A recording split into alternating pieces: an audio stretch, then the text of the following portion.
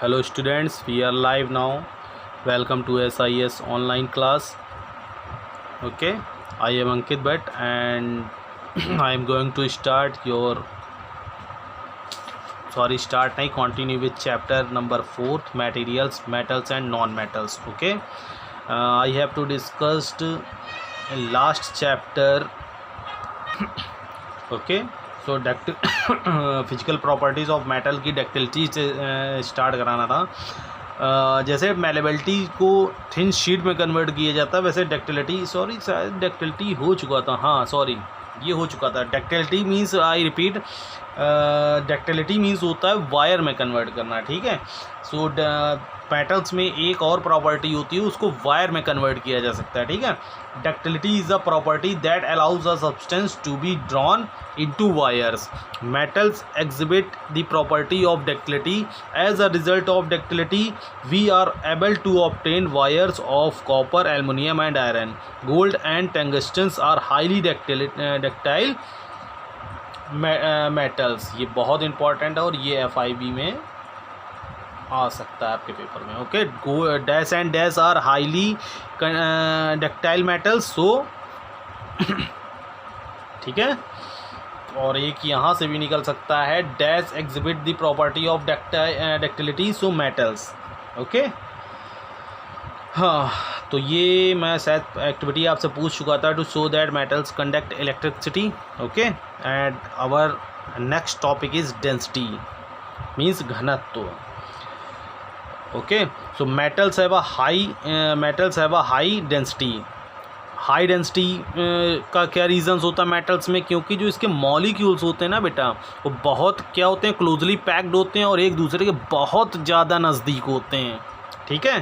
सो जितने ज़्यादा मॉलिक्यूल्स एक दूसरे से कनेक्ट होंगे, बहुत नियर होंगे, बहुत पास होंगे, तो उनका अट्रैक्शन पावर क्या होगा, उतना ही स्ट्रांग होगा, ठीक है। और जब अट्रैक्शन पावर स्ट्रांग होगा तो उसकी डेंसिटी भी उतनी क्या होगी, हाई होगी। So metal have a high density. Density is the mass of a substance in a given volume. Density means होता है कि उसके वॉल्यूम में कितना मास है। मीन्स जैसे वॉल्यूम का जो यूनिट होती है वो 1 मीटर क्यूब या किलोमीटर क्यूब होता है, तो 1 मीटर क्यूब में उसका मास कितना है, ठीक है। मास की यूनिट क्या होती है, kilogram. So 1 metre cube is goes to कितने किलोग्राम या ग्राम में उसकी वो सब्सटेंस है। Okay, mercury, gold and lead have high densities. Mercury, gold और लेड जो होगा वो हाई डेंसिटाइल्स होती हैं, ठीक है। एमंग ऑल मेटल्स, और जो मेटल्स बचे होते हैं, lead has the highest density, ठीक है। अगर सभी मेटल्स की बात करें तो उसमें लेड की सबसे ज़्यादा क्या होती है, डेंसिटी होती है, ठीक है। Sodium, potassium, magnesium, lithium and aluminium are metals with low density. और जितने sodium, potassium, magnesium, lithium and aluminium ये जो होती हैं, इनकी लो डेंसिटीज़ होती हैं। आपने जैसे मैं कल बात कर रहा था एल्युमिनियम की, तो लो डेंसिटीज़ का रीज़न्स क्या होता है बेटा? अगर डेंसिटीज़ की बात की जाए तो एल्युमिनियम और गोल्ड की अगर बात की जाए, तो जो गोल्ड और एल्युमिनियम का है, इसके वॉल्यूम पर वॉल्यूम में, ठीक है, सब्सटेंसेस का जो मास होगा वो क्या होगा, ज़्यादा होता है, ठीक है। इसीलिए लेड की जो डेंसिटी है वो ज़्यादा होती है एल्युमिनियम के कंपैरिजन में या मरकरी, गोल्ड के कंपैरिजन में, ठीक है। तो जितने भी ये sodium, potassium, magnesium, lithium and aluminium है, ये लो डेंसिटीज़ मेटल्स हैं। Okay, 7th physical properties of metal is melting and boiling point. Okay, metals have high melting and boiling points. Okay, जो मेटल्स होते हैं उसके हाई मेल्टिंग और बॉइलिंग पॉइंट्स होता है, ठीक है। अगर मेटल्स की बात की जाए तो कोई आयरन, गोल्ड सपोजिटली लो डेंसिटीज़ भी हैं, तो एल्युमिनियम क्या आग दिखाते, फ्लेम को दिखाते क्या गल जाता है, मेल्ट हो जाता है? ऐसा तो नहीं होता है, ठीक है भाई। जो एल्युमिनियम है उसके यूटेंसिल्स, किचन यूटेंसिल्स भी तो बनते हैं हमारे, ठीक है। उनको हम प्रॉपर फ्लेम में, गैस में यूज़ करते हैं, तो इतने कम में तो वो नहीं मेल्ट होते हैं, ठीक है। सो उसको मतलब मेल्टिंग और बॉइलिंग पॉइंट्स क्या होते हैं, हाई होती हैं, ठीक है, मेटल्स में। Sonority on heating with a hard substance, अगर उसको किसी हार्ड सब्सटेंस से हिट कराएं, मेटल्स प्रोड्यूस रिंगिंग साउंड, ठीक है, इसी को ही जो रिंगिंग साउंड जो प्रोड्यूस होता है वो उसी को ही क्या बोला जाता है, sonority. On hitting a hard substance metals produce ringing sound, for examples the gong of a school bell produces a ring sound, ठीक है, गॉन्ग मतलब जो आपका स्कूल्स वगैरह में यूज़ होते हैं, आजकल तो बेल्स यूज़ होने लगी हैं, ठीक है। जो गॉन्ग वगैरह देखा होगा पुराने टाइम में, पापा से पूछना, तो एक लगा रहता था, उसको हैमर से, हथौड़ी से क्या करता था, जो प्यून होता था वो जब बजाता था तो एक साउंड प्रोड्यूस होता था, ठीक है, जितने पीरियड्स होते थे उतनी बार उसको बीट करता था, ठीक है, तो एक साउंड प्रोड्यूस होता है जब उसको हिट कराते हैं, ठीक है, तो वही उसकी क्या होती है, सोनोरिटी होती है मेटल्स की। On hitting with a hard substance metal produces ringing sound, for examples the gong of a school bell produces a ringing sound, okay. यहाँ गोंग की बात ना करें, अगर मेटल्स का जो अगर आपके यहाँ गेट होंगे, ठीक है, आयरन के, तो उसको जब आप देखो हाथ से बीट करो या घर के कुछ आइटम्स ले जाना मेटल्स का, ठीक है, उसको जब आप बीट करोगे तो वो एक साउंड प्रोड्यूस होगा, ठीक है, साउंड मतलब गाना नहीं बजेगा, लेकिन एक साउंड प्रोड्यूस होगा, ठीक है। Physical properties of non metals, ये मेटल्स की प्रॉपर्टीज़ थी, ये नॉन मेटल्स प्रॉपर्टीज़ हैं।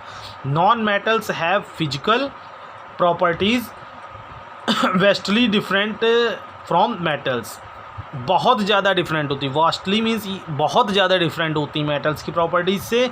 There are 24 known non metals of which 12 are solids and 11 are gases, ठीक है। Bromine is only liquid non metals, और उसमें जो ब्रोमाइन होता है वो लिक्विड नॉन मेटल्स में यूज़ होता है, ठीक है। जैसे मरकरी है लिक्विड मेटल्स, वैसे ब्रोमाइन जो है वो लिक्विड नॉन मेटल्स में होता है। दोनों आप माइंड में अपने रखेंगे, mercury is a liquid metals and bromine is liquid non metals, okay. So uses of metals यहाँ से स्टार्ट होता है। अब जितनी भी ये प्रॉपर्टीज़ है ना सोनोरिटी, तो ऑन हिटिंग करने पे, ठीक है, non metals doesn't produce ringing sound, ठीक है, डक्टिलिटी नहीं होगी, malleability none, lustrous not shiny, hardness, ठीक है, नहीं होगा, ठीक है, conductivity metals non metals are bad conductors of heat and electricity, okay. Density low densities होती हैं, melting and boiling points low होते हैं, सारी अपोजिट होती हैं, ठीक है। सो इसीलिए यहाँ इसकी प्रॉपर्टीज़ डिक्टेट नहीं की गई हैं, बस आप नॉट डिड नॉट डजेंट लगाते चले जाएंगे और इसकी प्रॉपर्टीज़ बनती चली जाएंगी, ठीक है। Uses of metals, metals are widely used in making cooking utensils. Copper wires are used as conducting wires in electrical gadgets, radios, etc. ठीक है, कॉपर वायर्स जो होता है आपने देखा भी होगा, घरों में भी यूज़ होंगे आपके, ठीक है। वायर्स इन इलेक्ट्रिकल गैजेट्स मतलब जो इलेक्ट्रिकल्स के जितने भी सामान होते हैं, रेडियोस में एट्सेट्रा, टेलीविज़न, सब बहुत चीज़ें होती हैं, ठीक है। Iron and aluminium sheets are use to make roofs of house.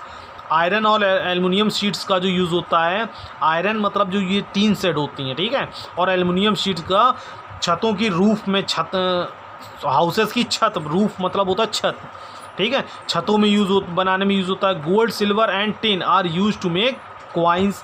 Mercury is use in thermometers. Compounds of metals such as common salt, washing soda and baking soda are used in everyday life, ठीक है। Compounds जो मेटल्स होते हैं जैसे common salt, washing soda, baking soda, ये compounds of metals हैं, metals के कंपाउंड्स होते हैं, इनको हम एवरीडे लाइफ यूज़ करते हैं। Calcium oxide and aluminium oxide are the main constituents of cements. ठीक है, जो कैल्शियम ऑक्साइड और एल्युमिनियम ऑक्साइड्स होता है वो, ये FIB भी पूछी जा सकती है, अच्छा क्वेश्चन है। Calcium oxide and aluminium oxide are the main constituents of cement, cement के मेन कॉन्स्टिट्यूएंट्स होते हैं। ठीक है, मतलब इनमें सीमेंट में इनको बहुत अच्छी खासी मात्रा में मिलाया जाता है। मतलब सीमेंट के मतलब मजबूती का जो एक वो होता है रिस्पॉन्स, तो इसके बिना सीमेंट क्या है, अधूरी है। होता नहीं, एक जो लाइफ में कोई ना कोई व्यक्ति ज़्यादा इंपॉर्टेंट होता, तो ये इंपॉर्टेंट मटेरियल कंपोनेंट्स हैं सीमेंट्स के। Chromium and nickel are use for electroplating, ये भी FIB में पूछा जा सकता है। क्रोमियम एंड निकल का जो यूज़ होता है इलेक्ट्रोप्लेटिंग में यूज़ होता है। And in the manufacture of stainless steel, और उसका स्टेनलेस स्टील जो ऐसी स्टील स्टेनलेस स्टील बोली जाती है जिनमें जंग ना लगे, ठीक है, उनमें भी यूज़ होता है। Magnesium is used in fireworks as it burns with a dazzling white light. Magnesium का यूज़ किया जाता है फायरवर्क्स में एज इट बर्न्स, जब ये जलता है विद डेजलिंग वाइट लाइट, तो कैसी लाइट देता है, वाइट लाइट। ओके, तो ये 9 यूजेस हैं, इनको अच्छी तरीके से, यूजेस तो इतने नहीं तैयार करना है, यूजेस तो 5 ही आपको लिखने हैं। ठीक है, लेकिन ये जो मेन टॉपिक्स हैं बेटा ये बहुत इंपॉर्टेंट 7, 8 और 9, इसको FIB में क्वेश्चंस में किसी भी तरीके से पूछा जा सकता है। ठीक है, सो आज की क्लासेस 12 मिनट्स के नियर अबाउट है। सो बाय, टेक केयर। और क्लास बेटा हर स्टूडेंट्स प्रॉपर ले, क्योंकि विदाउट क्लास सब कुछ अनकम्प्लीट है बेटा लाइफ में। ठीक है, सो क्लास आपको प्रॉपर लेनी चाहिए मेरे हिसाब से, क्योंकि लॉकडाउन एक ना एक दिन तो ख़त्म ही होगा ना, ऐसा थोड़ी नहीं चलता रहेगा।